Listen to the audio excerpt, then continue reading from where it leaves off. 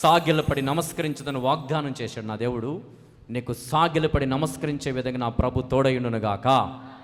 సాతాను కట్టలు మొత్తం తెగిపోవునుగాక. ఏ బంధకాలైతే నీకు ఆటంకాలుగా చెలరేగుతున్న వాటి అన్నిట్లు తెంపునుగాక.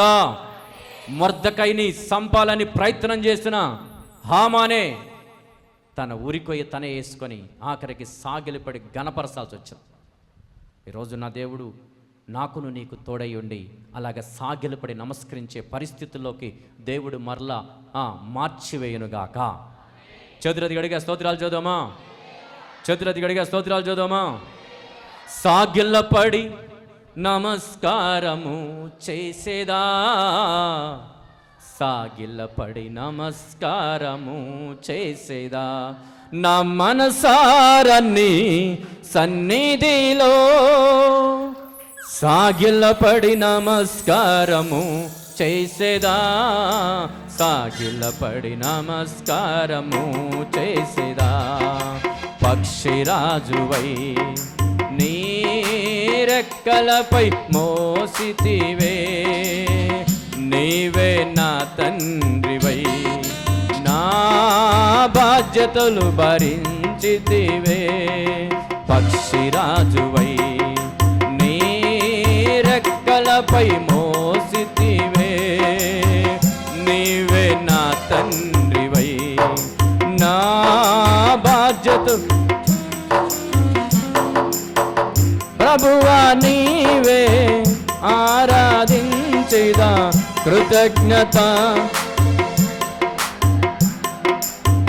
కృతజ్ఞతార్పణలతో నా మనసారని సన్నిధిలో సాగిలపడి నమస్కారము చేసేదా, సాగిలపడి నమస్కారము చేసేదా.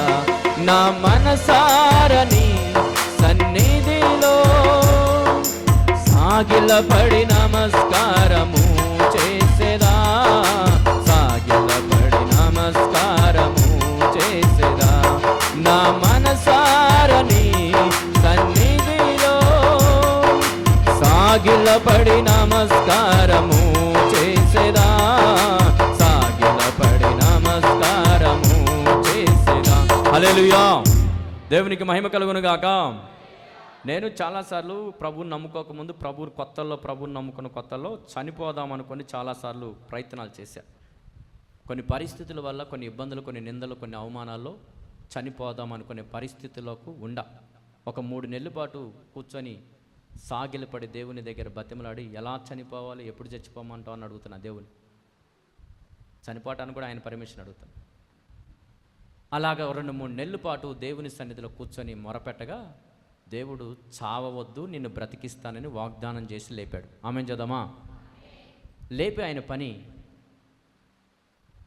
జరిగిస్తున్నాడు.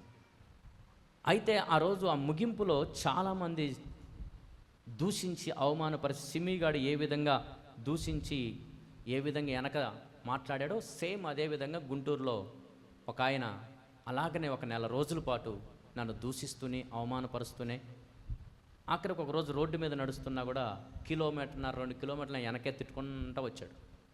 భయంకరంగా దూషించాడు. ఆ దూషణ మాటలకి అతను పెద్ద అయినా నేను కొట్టగలిగిన అయినప్పటికీ మౌనంగా దేవుని వైపు చూస్తూ వెళ్ళిపోతున్నా. కొన్ని రోజులకి ఆయన మెంటల్ వచ్చి చనిపోయాడు. అతనికి తద్దినామా లేకపోతే దినమా దానికి డబ్బులు లేకపోతే వాళ్ళ కొడుకు అడిగితే నేనే పంపించా, తర్వాత ఇస్తానంట. ఈరోజు చనిపోవాలి అని నేను అడిగితే దేవుడు బ్రతికించి నన్ను దూషించి అవమానపరిచిన వాళ్ళే అలా అయిపోయారు. ఈరోజు ఆయన ఏర్పాటు చేసుకున్న సేవకులకి ఆయన ప్రణాళికలు ఎంతవరకు ఎలా వాడుకోవాలో అంతవరకు వాడుకొనును గాక. చేతులది గడిగా స్తోత్రాలు చూద్దామా. నేను అప్పుడే చనిపోవాలనుకుంటే ఆ రోజు చనిపోతే ఇదంతా జరగదు. మరి ఇదంతా జరగడానికి ప్రణాళికేసి బ్రతికిచ్చింది ఎవరు? యేసయ్య. నేనైతే చనిపోదాం అనుకున్నా, ఆ రోజే నా పరిస్థితికి యవ్వన కాలంలో చనిపోదాం అనుకున్నా. మరి బ్రతికిచ్చింది ఎవరు? యేసయ్య. ఎందుకంటే ఆయన చేతిలో నా ప్రాణం ఉంది. ఆయన బ్రతికించాలనుకున్నాడు, బ్రతికించాడు. ఆయన కానీ పర్మిషన్ ఆ రోజు ఇచ్చినట్టే ఇదంతా ఉండేది కానే కాదు. చాలామంది ఆ రోజు చేస్తే బాగుండు అనుకుంటారు. నాకు నచ్చని వాళ్ళు, నేనంటే నచ్చని వాళ్ళు. కానీ నువ్వు అనుకున్నా ఆయన బ్రతికించాలనుకున్నాడు, మరి ఏం చేద్దాం? నేనంటే నచ్చిన వాళ్ళు కొంతమంది ఆ రోజు పోయినా దరిద్రం వదిలిది అంటారేమో ఇప్పుడు ఒకవేళ లైవ్లో విని. కానీ ప్రభు బ్రతికించాలనుకున్నాడు, మరి ఏం చేద్దాం? ఎవరు బ్రతికించాలనుకుంది? ప్రభు బ్రతికించాలనుకుంది. ప్రభు బ్రతికించాలని గౌతము లాంటి కూడా చూడాలని ఉంది. వాడు అప్పుడు నాకు తెలియదు గౌతము. కానీ ఇప్పుడు ప్రభు గౌతము లాంటి వాళ్ళని చూడాలి. మీరందరూ నాకు తెలుసు. అప్పుడు నేను 18-19 సంవత్సరాల గుంటూరులో ఉన్న సంగతి మీరు ఎవరు నాకు తెలియదు. మిమ్మల్ని అందరిని చూడాలని, మీకు అందరు రక్షణ ఇవ్వాలి, మిమ్మల్ని అందరూ ప్రభులోకి నడిపించాలని, మీకు ప్రార్థనలు చేయాలని, మీకు సువార్త చెప్పాలని ఆయన ప్రణాళిక వేసాడు. మరి ఆయన బ్రతికించాలనుకున్నాడు, ఆయన నడిపిస్తున్నాడు. ఆయన ఇప్పటి వరకు తీసుకొచ్చింది ఆయనే, ఇక ముందు కూడా తీసుకెళ్లేది ఆయనే, ఇక ముందు కూడా చేపించేది ఆయనే, ఇక ముందు కూడా అనేక మంది ప్రజలను చూపించేది ఆయనే, ఇక ముందు అనేక మందికి రక్షణలోకి నడిపించేది ఆయనే, ఇక ముందు అనేక గొప్ప కార్యాలు చూసేది ఆయనే, ఇక ముందు అనేకమైన ప్రజలతో ఆరాధించేటట్టు చేసేది కూడా ఆయనే. దేవునికి మహిమ కలుగును గాక. చేతులెత్తి గట్టిగా స్తోత్రాలు చదువుదామా. బ్రతికించిన వాడే ఇంకా బలపరుచును గాక. తర్వాత మరలా ఒకసారి సేవలో యాక్సిడెంట్ అయింది. నేను విపర్ల ప్రాంతం పోయి వస్తుంటే భయంకరమైన యాక్సిడెంట్ అయింది. ఒక దయ్యం పట్టిన వ్యక్తికి ప్రార్థన చేసి వస్తుంటే ఆ దురాత్మ వదలదు కదా కదిలిస్తే, అది నన్ను వెంబడిస్తుంది. నేను అనాలోచనగా కొంచెం ప్రార్థన ఎక్కువగా చేసుకోకుండా బయలుదేరా. అది ఉదయకాలం 7 గంటలకు నా మీద అటాకు, కుక్క ద్వారా బండి మీద 89 మీద వస్తుంది ఫాస్ట్. ఇప్పుడంటే బండి స్పీడ్ తగ్గింది, కానీ అప్పట్లో నా బండి 100 మీదే ఉంటుంది, 90-100 మీద నడిచింది బండి. ఇప్పుడు కుర్రాళ్ళకు కూడా కొంతమంది అట్ట నడుపుతున్నారు, జాగ్రత్త. నా అనుభవం చదువుతున్నా. 60 కన్నా ఎక్కువ పోవద్దు, 70 దాటొద్దు. 80 పోతున్నామంటే కొంచెం హద్దులు మీరుతున్నట్టు, 90 అంటే మితిమించినట్టు, 100 అంటే చుక్కల్లో ఆ పాట చూడాల్సి వచ్చింది. అందుకని బండ్లు నడిపే యూత్ కొంచెం 60-70 మీదే ఉండండి. మన గుండె ఎన్నిసార్లు కొట్టుకుంటుంది? చాలు. ఇక్కడికి స్తోత్రాలు చూద్దామా. మన గుండె ఎన్నిసార్లు కొట్టుకుంటుంది? అంతవరకే దాటొద్దు, 70 దాటొద్దు. అలాగ మీరు ఉంటే బాగుంటుందని నా హెచ్చరిక.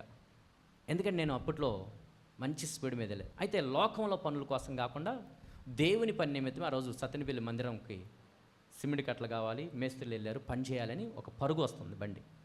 ఆ టైంలో భయంకరంగా కుక్క ఒకటి వచ్చి అడ్డుపడింది.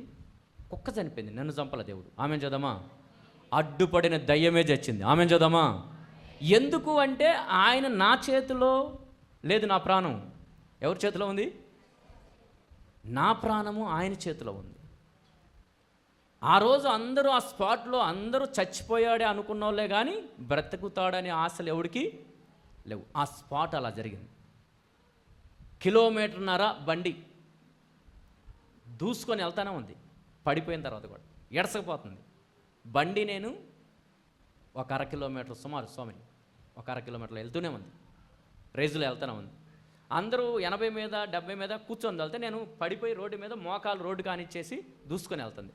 రాడ్ ఉంటుంది కదా, బంపర్ ఉంటుంది కదా, బంపర్ సగానికి అరిగిపోయింది. మరి నా కాలు ఎంత అరిగిపోయిందో చూసుకోండి. నా కాలు బంపర్ రోడ్డుకి రాసుకొని పోతుంటే బంపర్ ఇనప మొక్కే సగానికి అరిగిపోయింది. నా కాలు కూడా అంతే తుక్కు అయిపోయింది, శరీరం అంతా ఎముకలు మొత్తం విరిగిపోయినాయి. ఇక బ్రతకుడు ఈ స్పాట్లో తగిలినోడని అందరూ గల్లంతయ్యారు. కానీ దేవుడు చేతిలో ఉంది కదా ఈ ప్రాణం.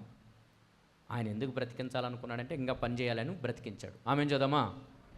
అలాగ బ్రతికించిన దేవుడు నిన్ను కూడా బ్రతికించునుగాక. కాబట్టి మన ప్రాణం ఎవరి చేతిలో ఉంది? దేవుని చేతిలోనే ఉంది. ఎన్నో అపాయాల నుంచి, ఎన్నో పరిస్థితుల్లోంచి నేను చావాలనుకున్నప్పుడు చంపలేదు, సాతానుగాడు చంపాలనుకున్నా చంపలేకపోయాడు. దేవునికి మహిమ కలుగునుగాక. 3వది వచ్చేసరికే ఒక భయంకర విషజ్వరం వచ్చేసింది, డెంగ్యూ. ఎప్పుడు? గత 3 సంవత్సరాల క్రితమో 2 సంవత్సరాల క్రితమో ఒక భయంకర డెంగ్యూ జ్వరం వచ్చింది. ఆ డెంగ్యూ జ్వరం లక్షణాలు గత 2-3 నెలలు ఇసుకిచ్చింది. ఒక రాత్రి ప్రాణం పోయింది. నా లెక్కలో, పాస్టర్ గారి లెక్కలో పోయింది. ఇంక అయిపోయింది. పాస్టర్ గారు ఏడవడం కూడా స్టార్ట్ అయింది. మీకు తెలియదు, నేనే ఉన్నాము ఆ రాత్రి 12 గంటలప్పుడు. 11ంటికి ఇండిషన్ చేసి వెళ్ళాడు డాక్టర్.